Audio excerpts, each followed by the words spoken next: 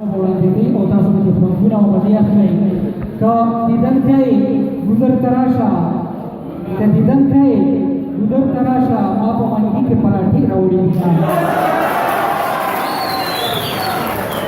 په دې ټپه باندې زه راغواړم د هېواد ادبي تړون صوابۍ انتهایي محترم مهمان ذوالفقار کیف صاحب چې هغې راشي او خپل کلام راوړي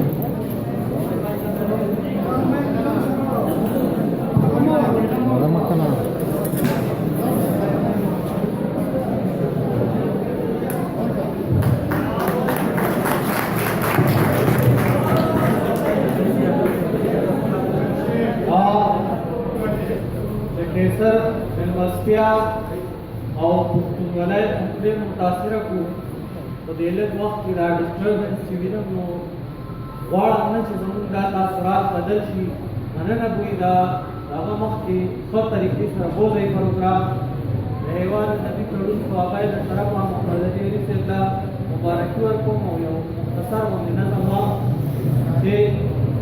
اختره راشه خو د ځان سره بدلون راوله اختر راشه خو د ځان سره بدلون راوله داسې بدلون چې پکې یو بچی ماتم نه کړي داسې بدلون چې په یو کور کې هم نهر نه وي څوک داسې بدلون چې په هر کور کې څه پاخه شي پکې داسې بدلون چې پکې کونډې درغجنې نه وي خپلو بچو ته د دروغو حوصلې نه ورکوي داسې بدلون چې یتیمان هم په شلېدلو جامو یا په فیضار کې چرتونه ګرځي داسې بدلون چې د غریب وړه ماشومه ګوډۍ چې د بنګلو او چې د لکریزو او بنګلو پسې سلګۍ ونکړي داسې بدلون چې د مزدور واړه ماشومان په خوشحالو او په خندا ویسه ارمان وکړي اختر راشه خو څه نوي نویزونه راوړه هغه د تېرو په شان چغې او سلګۍ چې نه وي